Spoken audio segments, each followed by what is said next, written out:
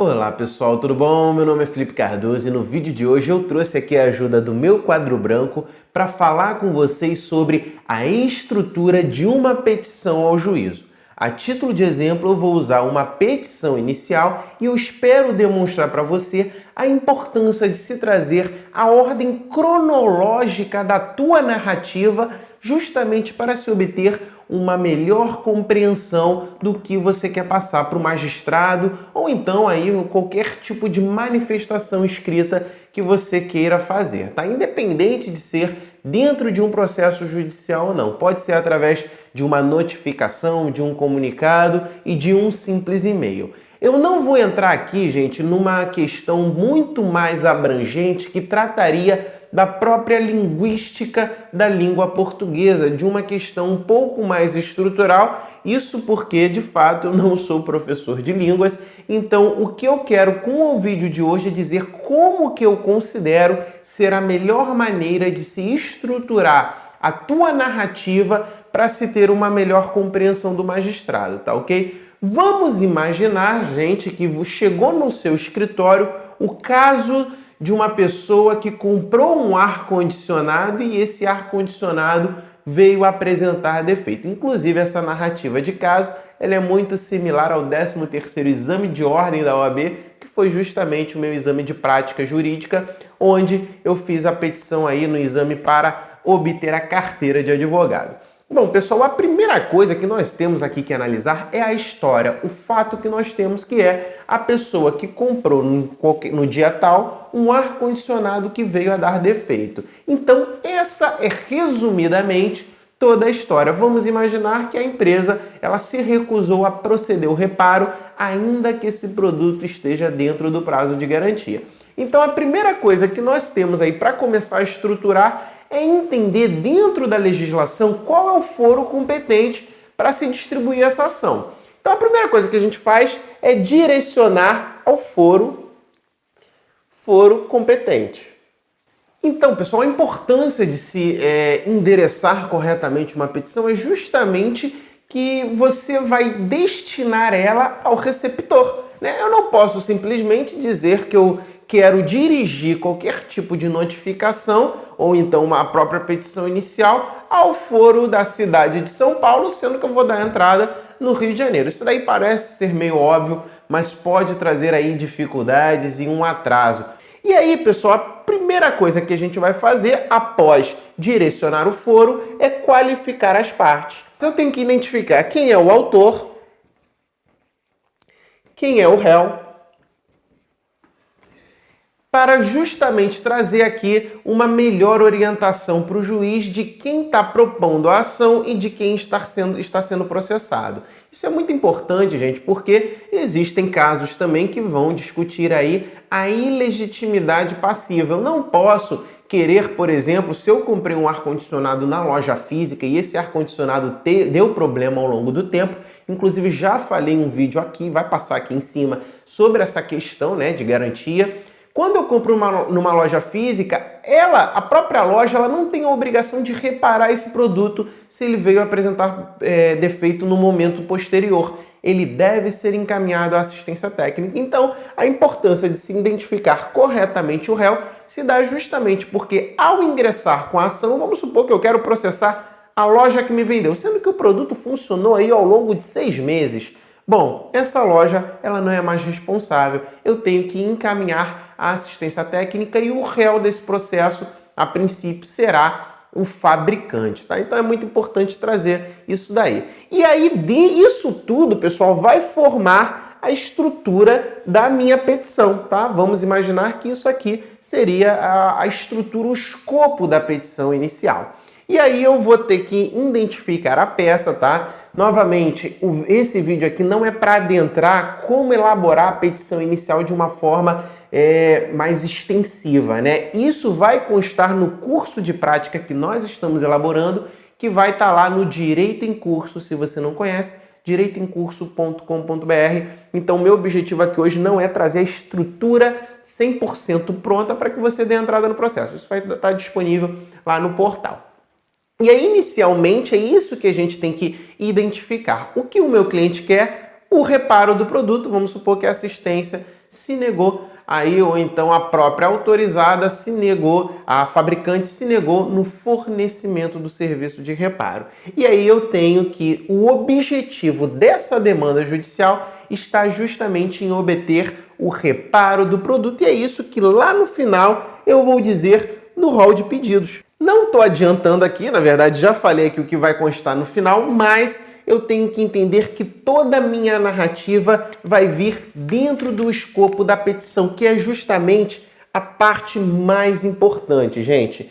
Dentro desse escopo aqui do meio que vai ser a minha estrutura, que vai efetivamente constar toda a minha narrativa e a minha história. E a melhor maneira de se contar isso, gente, é obedecer uma ordem cronológica. Imagine, não adianta eu chegar no processo, na narrativa dos fatos, falando que o meu cliente tem um produto com defeito e aí ele quer reparar porque no dia tal ele comprou. Né? Isso fica assim como conversa, como meio de trazer a estrutura do teu pedido e da tua narrativa muito ruim. Então, para facilitar, inclusive para fazer com que eu não perca o fio da meada, né, vamos dizer assim, eu procuro sempre trazer uma forma estrutural através da cronologia dos fatos. E uma das coisas que me ajuda a elaborar uma petição bem estruturada, um pedido, independente de qualquer que seja, está justamente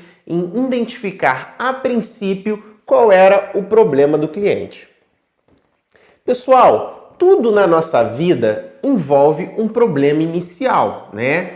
Por exemplo, se está muito calor, você vai comprar um ventilador, você vai comprar um ar-condicionado. Essa é a resolução inicial de um problema. Então eu começo narrando desde a origem o que aconteceu. Eu posso simplesmente começar a estrutura da minha narrativa dizendo que o meu cliente ele tinha um problema, vivia numa cidade com muito calor e aí por uma questão de conforto ele decidiu adquirir o produto. Esse é o primeiro ponto, é daí que nós partimos o estopim, o ponto inicial que ao final de toda a narrativa a gente vai perceber que chegou no problema judicial que a gente pretende resolver. Então a primeira coisa, gente, é identificar o problema inicial e eu posso até circular aqui como realmente um problema de estopim, um problema primário, né? Nós temos isso porque logo após o cliente veio a ter outro problema, porque ao adquirir o produto para o calor, o ar-condicionado para o calor, ele teve um segundo problema que foi em relação ao relacionamento de consumo, aquele negócio jurídico firmado que foi a compra e venda do produto a partir do momento em que o produto passa a apresentar defeito. Então nós temos aí um segundo problema, né? E aí é esse que nós pretendemos com a demanda judicial resolver. E aí eu começo falando que o cliente adquiriu um produto que teve ali a resolução daquele problema inicial graças à relação de consumo, graças ao serviço que a Ré prometeu vender, que ela fabricou e colocou no mercado. E aí, por que eu faço isso? Porque eu mostro, gente, que o problema do cliente não é só em relação à compra e venda direta. O problema ele é muito maior, ele vai muito além do defeito naquele produto. Na verdade, o que se esperava daquele produto não foi atendido. Toda a promessa que nós vemos nas propagandas de produtos, de fornecedores, de fabricantes, na verdade, não se prestou aquilo que ele prometia. A mesma coisa que você vê um comercial ali de um ar-condicionado de última geração que gela bastante. Chega na hora, na verdade, ele não gela nada ou ele vem apresentar defeito. Aquela propaganda, né? Por isso, quando nós temos problemas decorrentes de uma forma desproporcional, nós podemos até dizer que esses defeitos, né, eles não atendem, inclusive, a propaganda fornecida. Podemos mensurar aí, até, se for o caso, uma propaganda descabida, uma propaganda enganosa a partir do momento em que aquele produto, a grande massa, ele não funciona. Só que isso é um caso muito específico, né, caberia até uma análise em um outro momento. Bom, e aí eu começo essa narrativa dizendo que o cliente adquiriu um produto no dia tal, através da loja tal, e aí nós temos aí o primeiro rompimento dessa relação, que foi o defeito no produto. O produto, né, passou a apresentar defeito, estava ruim, não funcionava mais.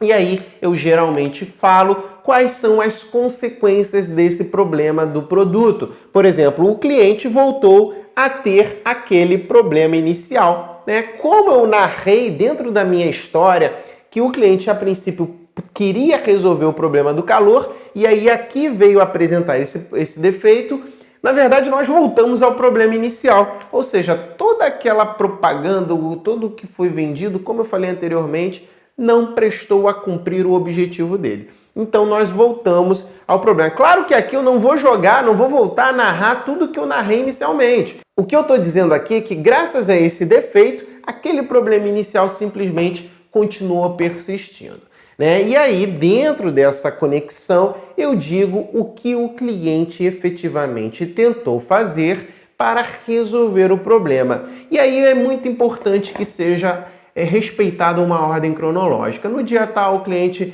ligou para a empresa, no dia X, o cliente levou o produto à assistência, no dia Z, o cliente teve a negativa aí no reparo do produto por qualquer motivo que seja. E aí eu demonstro, né, como eu falei, a importância da cronologia passo a passo. Isso me ajuda, como eu falei anteriormente também, a fazer com que eu mesmo não me perca na narrativa e não deixe pontos vazios, né? Tendo essa questão cronológica bem estruturada, o juiz ou qualquer pessoa que leia aquele requerimento, a tendência é que a compreensão dos fatos será muito maior.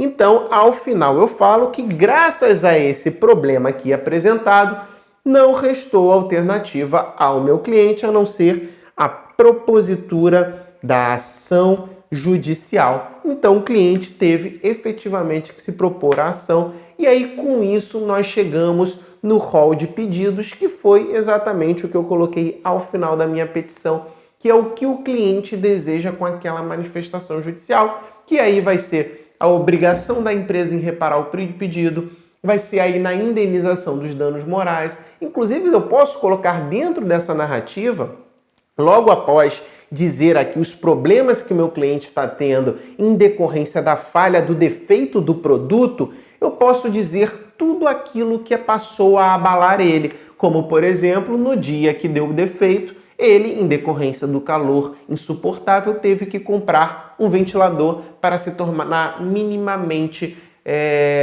suportável aquele ambiente. Então, dentro daquele dia, eu tive um problema que o cliente teve que adquirir um outro produto para amenizar o problema em decorrência do defeito. E aí, no dia posterior, eu posso narrar aí todas as consequências que ele teve em decorrência disso, e é aí que nós demonstramos toda a falha durante o processo do defeito. E a falha durante todas as dificuldades que o cliente teve durante todo esse procedimento aqui, ensejado pelo defeito apresentado no produto, que nós vamos ter, inclusive, aí o pedido de reparação pelos danos morais, porque a moral do consumidor foi abalada, lhe trouxe transtorno, lhe trouxe constrangimento. Então, é sempre importante a gente dizer, dentro dessa estrutura que eu considero ideal, justamente para que a gente possa abordar de uma forma inteligente e também clara, para que a pessoa que esteja lendo consiga entender ponto a ponto de todo o nosso contexto. O resumo de todo o vídeo vai ficar aí pela importância de se contar a petição inicial de uma forma cronológica. Se for uma notificação, contar de forma cronológica. Jamais utilize o dia mais recente logo no início do teu problema, a não ser que isso faça muito sentido dentro daquela narrativa. A princípio, comente e fale tudo desde o início até o final, cronologicamente falando. Bom, pessoal, se inscreva no canal, espero que o vídeo tenha sido de auxílio para vocês. Qualquer dúvida e se você quiser verticalizar sobre o assunto, diga aqui nos comentários, vai ser uma imensa satisfação responder a cada um. Um bom dia, uma boa tarde e uma boa noite a todos.